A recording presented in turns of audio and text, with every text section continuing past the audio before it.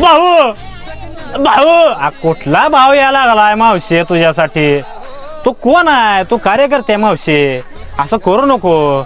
ते भाव काय यायला लागलाय तुझ्यासाठी सांग बरं. आपण कोण कार्यकर्ता आहे? आपल्यासाठी कुठला भाव, कुठला दादा, कुठला नेता, कुठला मामा, कोण कोण येत नसतंय. आपला आपणच असतोय. आपण फक्त एक करायचं, बाईचा जन्म आहे, धुणं भांडी लेकरं आपली शेती संसार परपंच, बाकी काय करायचं नाही. कुठल्या नेत्याकडे जायचं नाही. कार्यकर्ता कोणाचं म्हणायचं नाही. काय निष्ठेनं तुम्ही काम केलं? का उपकार केलं का त्या नेत्यावर?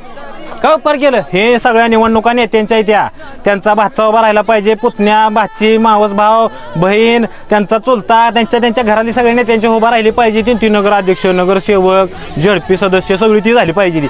अरे तुम्ही आम्ही कोण कार्य करतो मावशी? स्वतः जीवात बरं वाईट काय ते करून घेशील. भाऊ डोळा असं करू नको येड्याने.